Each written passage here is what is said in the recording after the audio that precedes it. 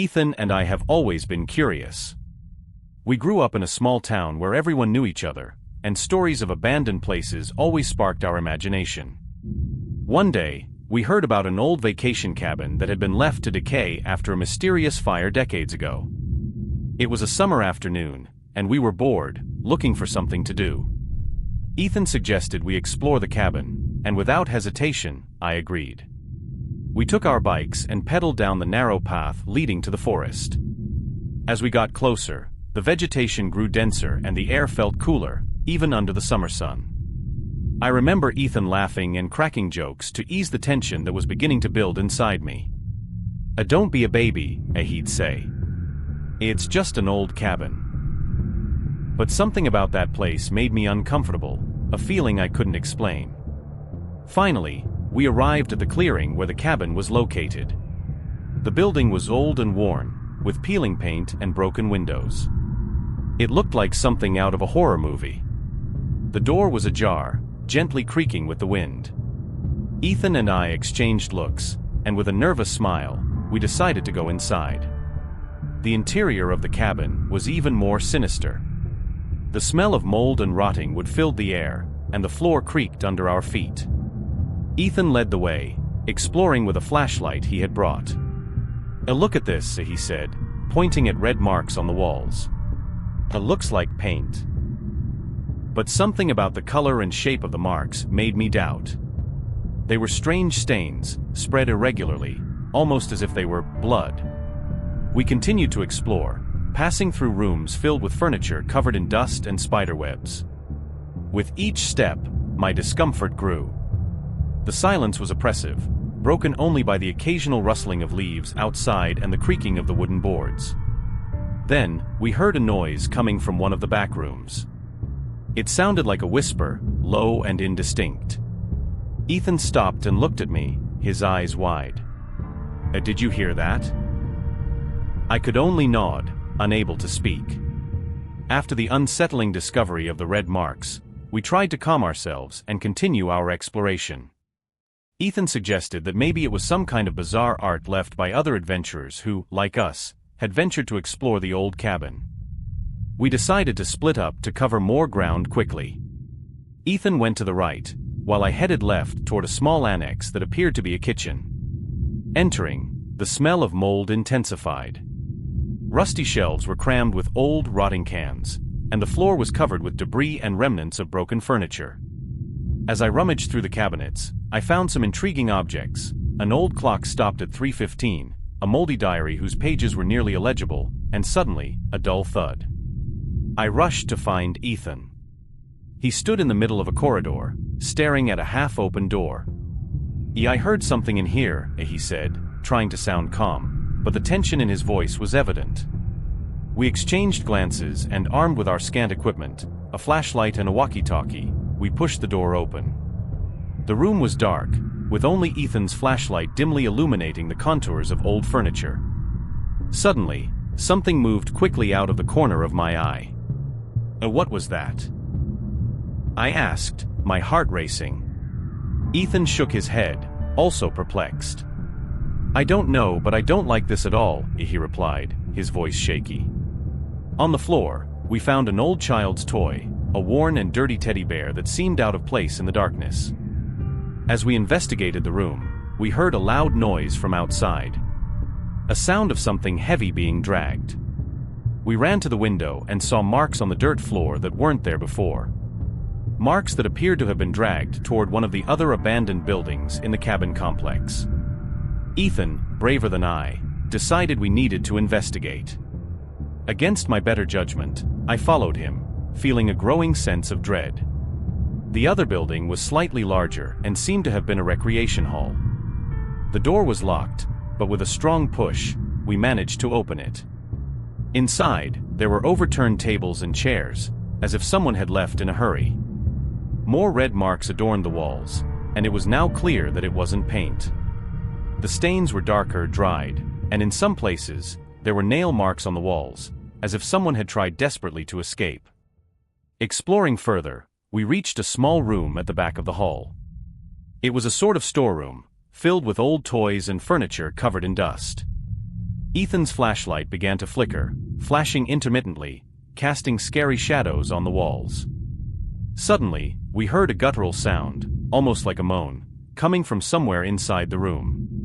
Ethan pointed the flashlight in the direction of the sound, and what we saw left us paralyzed with fear, an indistinct figure, hunched over, that quickly disappeared into the darkness. The encounter left us frozen for a moment, but adrenaline made us run back to the safety of the clearing.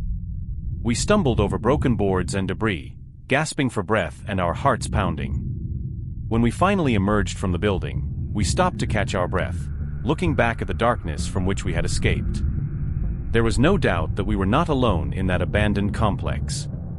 Still panting and with our hearts racing, we tried to make sense of what exactly we had seen. Ethan and I decided it was time to return, but something compelled us to discover more.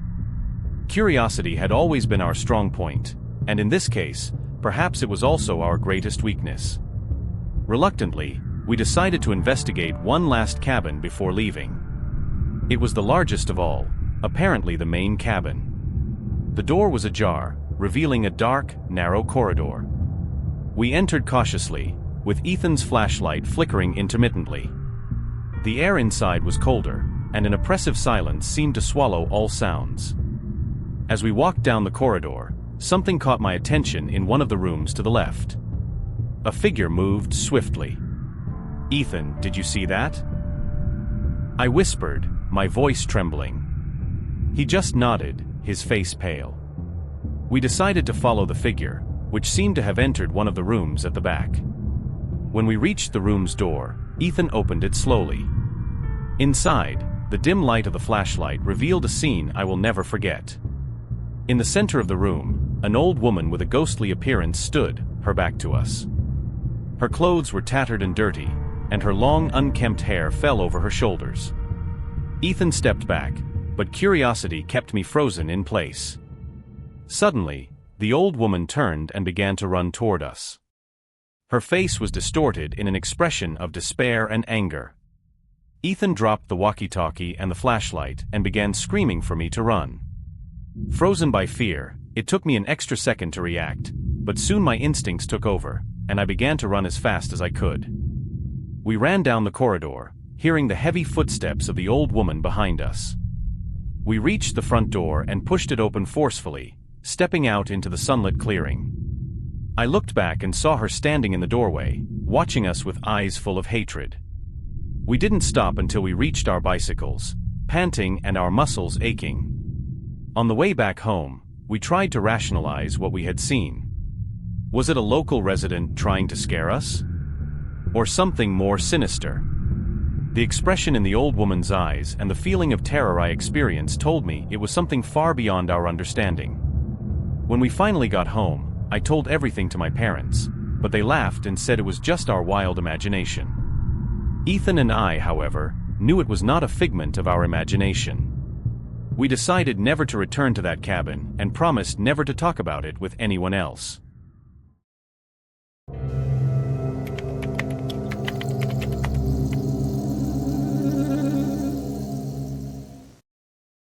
When my father passed away, he left me his most precious possession, Max, his German Shepherd. Max was a large, strong, and loyal dog who had been my father's faithful companion during his last years. My father, a veteran of the United States Armed Forces, always valued loyalty and courage. Qualities embodied by Max. Taking on the responsibility of caring for Max felt like keeping a part of my father alive with me. From day one, Max and I formed a deep connection. He seemed to understand the pain of my loss and did everything to comfort me. But I soon realized that Max was not just a companion dog. He was a guardian. His vigilant eyes were always watchful, and he was always alert to any sign of danger, a trait he had undoubtedly learned from my father. One night, something was off. The neighborhood I lived in was usually quiet and safe, but that night there was an odd feeling in the air. Max was restless, pacing around the house and emitting soft growls. His agitation kept me on alert.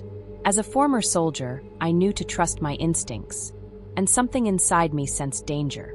I got up to check the doors and windows, making sure everything was locked. While doing this, I noticed Max was particularly focused on the garage door, growling in a low, steady tone. My heart raced, and all the lessons of safety and readiness my father had taught me resurfaced. I grabbed a baseball bat I kept near the door and cautiously walked toward the garage. Max was by my side. His neck fur bristled and his eyes fixed on the door. The feeling that something was terribly wrong was palpable. With a deep breath, I opened the garage door. With a firm grip on the bat, I headed to the door leading to the garage. Each step was calculated, my mind recalling the training I had received in the army. Stay calm, assess the situation, and act with precision. Max was in front of me, ready to spring into action. I slowly opened the door, trying to make no noise. The darkness inside the garage seemed even denser and more oppressive. I turned on the light, and immediately Max started to growl fiercely. In the corner of the garage, I saw a shadow move swiftly. Max lunged forward, and I followed right behind, bat raised. The figure, realizing it had been discovered, tried to hide behind a stack of boxes. "Come out!" I shouted, my voice steady despite my fear. Max was ready to pounce, his eyes fixed on the intruder. Slowly, a man emerged from behind the boxes. He was dirty, with tattered clothes, and clearly frightened. "Please, don't hurt me," he pleaded, his hands raised in surrender. Max continued to growl, but I kept him at a safe distance from the man. I approached cautiously, keeping the bat between us. "What are you doing here?" I asked, my voice firm. He started to explain, stuttering, that he was homeless and was looking for a place to spend the night. His story was tragic, but the danger he posed was still real. I remembered my father's lessons on compassion and safety. With Max always alert by my side, I tied the man's hands with a rope I found in the garage and called the police. During the wait, the man quietly wept, and I remained vigilant. I turned on the light, and immediately Max started to growl fiercely. In the corner of the garage, I saw a shadow move swiftly. Max lunged forward, and I followed right behind, bat raised. The figure, realizing it had been discovered, tried to hide behind a stack of boxes. "Come out!" I shouted, my voice steady despite my fear. Max was ready to pounce, his eyes fixed on the intruder. Slowly, a man emerged from behind the boxes. He was dirty, with tattered clothes, and clearly frightened. "Please, don't hurt me," he pleaded, his hands raised in surrender. Max continued to growl, but I kept him at a safe distance from the man. I approached cautiously, keeping the bat between us. "What are you doing here?" I asked, my voice firm. He started to explain, stuttering, that he was homeless and was looking for a place to spend the night. His story was tragic, but the danger he posed was still real. I remembered my father's lessons on compassion and safety. With Max always alert by my side, I tied the man's hands with a rope I found in the garage and called the police. During the wait, the man quietly wept, and I remained vigilant. When the police finally arrived, the officers thanked me for my quick action and praised Max for his vigilant behavior. The intruder was taken away, and the house returned to silence. As I petted Max that night, I realized how much he had become not just a faithful friend, but also a tireless guardian.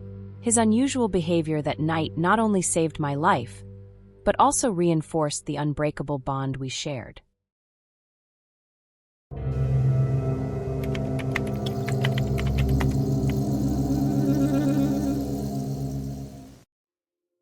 I was alone at home that afternoon, trying to finish my homework in the attic. The place, with its small windows and diffused light, always had a calm air, ideal for studying without distractions. My parents and sister had gone out, and I knew I would have a few hours of peace and quiet. Or so I thought. I focused on my math exercises, the silence of the house providing a perfect environment. Occasionally, the sound of the wind blowing against the roof broke the monotony, but it never bothered me. However, that afternoon, there was something different in the air, something I couldn't immediately identify. As I was immersed in my studies, I heard a familiar voice calling my name. Liam. It was the voice of my younger sister, but she was supposed to be at her ballet class at that time. I lifted my head, surprised, and looked around. "Liam, can you help me with something?" The voice sounded distant, but clear enough to make me go downstairs and check. I called her name, but there was no answer. I checked every room in the house, but there was no sign of her or anyone else. The feeling of being alone began to fade, replaced by a growing unease. I returned to the attic, trying to convince myself I was imagining things.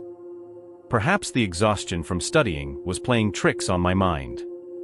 Back at my desk, I tried to focus again on the numbers and formulas, but the same voice echoed once more. This time, it sounded more insistent, almost impatient. "Liam, please come here." The voice seemed to come from within the walls, as if it were both close and distant at the same time. A chill ran down my spine, and I felt goosebumps. Something was very wrong. I grabbed my cell phone and called my mom. She answered quickly, and I asked where she and my sister were. "We're at ballet class, dear." "Why?" I explained what was happening, and she became worried but tried to reassure me. Maybe it's just the wind or some noise from the old house. We'll be home in an hour." I went back to the attic, this time with a sense of urgency. The voices continued, now more frequent and clear. Each time I heard my sister call me, I felt a mix of fear and confusion. I knew it couldn't be her, but the voice was undeniably hers. I decided to record the voices on my cell phone to show my parents later. Each second that passed, the situation became more bizarre and distressing. The unease in the attic grew as the voices became more persistent. I was sitting at my desk, trying to record the sounds with my phone. "Liam, where are you?" The voice of my sister echoed through the space, clear and unmistakable. Even though I knew she wasn't home, the familiarity of the voice both confused and frightened me. I decided to search the attic for some logical explanation. I started with the darkest corners, lighting each nook with my phone's flashlight. Nothing seemed out of the ordinary, just old boxes of family memories and some antique furniture. However, each time I approached the walls, the voice seemed closer, as if it were following me. I tried to focus on the noises. There was something beyond my sister's voice, an almost imperceptible sound of whispers, as if several people were trying to communicate at the same time. The sensation of being watched grew, and I couldn't help but look over my shoulder every few seconds. The attic, which had once seemed a peaceful refuge, was now imbued with a heavy and oppressive atmosphere. I remembered some stories my grandmother used to tell about the house. She always said that old houses held memories, echoes of the past that could sometimes be heard by those who paid attention. At that moment, I began to think that maybe I was experiencing one of these echoes. But why my sister's voice? And why now? As I tried to understand what was happening, my phone vibrated in my hand with a new message. It was from my mother, letting me know they were on their way home and would be there soon. I felt a temporary relief, but the voices did not stop. They became more urgent, almost desperate. "Liam, please come here." It seemed that something or someone was trying to draw me to a specific area of the attic. Following the source of the sound, I reached an old bookcase filled with dusty books. There was something odd about the bookcase, as if it wasn't fully attached to the wall. With some effort, I pushed the bookcase, and it moved, revealing a small hidden door behind it. The sound of voices intensified. My heart was racing, but curiosity overcame fear. I slowly opened the door. Behind the door, there was a small compartment I had never seen before. It was dark and cramped, with just a dim bulb hanging from the ceiling. On the floor, I found an old tape recorder, covered in dust but still functional. I pressed the play button, and my sister's voice echoed again. "Liam, can you help me with this?" The recording seemed dated, and the voices continued, all asking for my help, mixed with indecipherable whispers. I turned off the recorder, feeling a mix of relief and confusion. What did all this mean? Why were these recordings here, hidden away? And who had made them? I returned to my desk, trying to process what I had discovered while anxiously waiting for my family's arrival. When my family finally arrived home, I ran to meet them. I told them about the voices and the recorder I had found. They looked at me with a mix of concern and skepticism, but decided to accompany me to the attic to see what it was about. We climbed the stairs, and my mother held my hand while my father and sister followed closely behind. In the attic, I showed them the bookcase I had moved and the hidden door behind it. My father, always practical, examined the compartment carefully, looking for any clue that might explain what I had found. My mother seemed more concerned with my emotional state than with the compartment itself. "Are you sure you heard voices, dear?" she asked, trying to reassure me. I turned the recorder on again, and my sister's voice resonated through the attic, clear and unmistakable. "Liam, can you help me with this?" My actual sister's eyes widened. "I never said that. At least, not here at home." The skepticism of my parents began to dissolve in front of the concrete evidence. My father examined the recorder more closely, trying to determine its origin and functionality.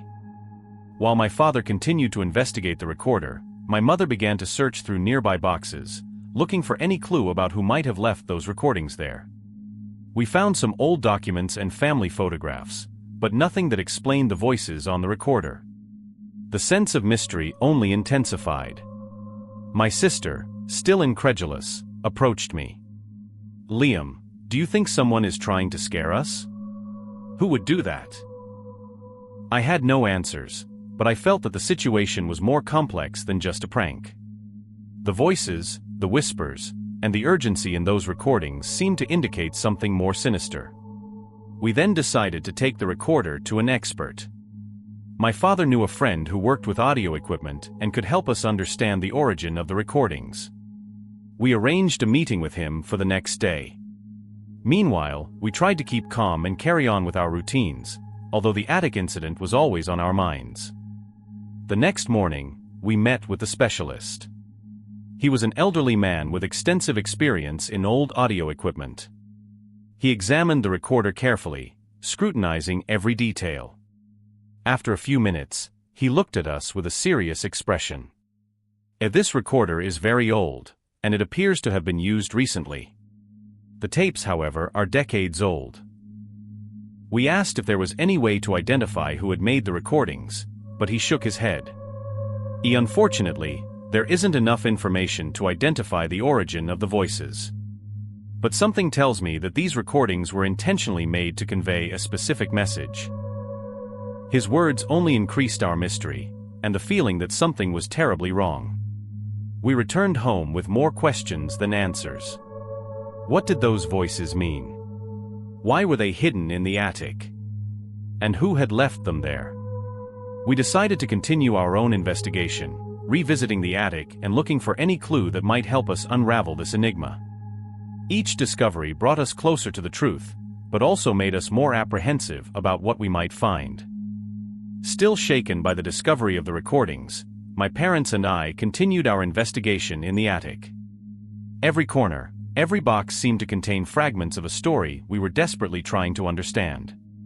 The tension in the house was palpable, but we were determined to uncover the truth. One evening, while reviewing old documents, my mother found an aged letter, dated over 50 years ago. The letter was addressed to the previous owner of the house and spoke of a family tragedy. Their daughter, who was the same age as my sister at the time, had mysteriously disappeared. The desperate tone of the letter reflected the parents' anguish and hope to find their daughter. A shiver ran down my spine as I read the distressing words. My mother then remembered a story her grandmother had told her. It was about a girl who had vanished without a trace and rumors that her voice could still be heard calling for help on the darkest nights. This connection between my family's story and the voices in the attic made us question if we were dealing with something beyond comprehension. The next morning, we decided to look for more information about the previous owners of the house. We went to the municipal archives, where we found records confirming the story of the missing girl. Her disappearance had never been solved, and her parents died a few years later, without answers. The idea that the voices could be an attempt to communicate from a lost soul was both terrifying and fascinating at the same time. With this new information, we returned to the attic. This time, we were determined to fully understand what was happening. We searched every corner, and finally, we found a diary hidden inside one of the oldest boxes. It was the diary of the missing girl. Her last entries talked about voices she heard in the attic and a constant feeling of being watched. Reading her words was a disturbing experience. She described nights when she woke up feeling someone calling her name and the strange compulsion to follow these voices. The last entry was the most frightening. I heard the voices again tonight. They are louder. I will go up to the attic to see if I can find them. After that, there was nothing more. The anguish in her writing was almost palpable. With the diary and the recordings in hand, we decided to invite a paranormal phenomena expert to help us. He arrived that afternoon, bringing equipment to detect presences and energies. As he worked, the voices began again, as if aware that we were trying to unravel the mystery. This time, the expert was able to capture and analyze the sounds.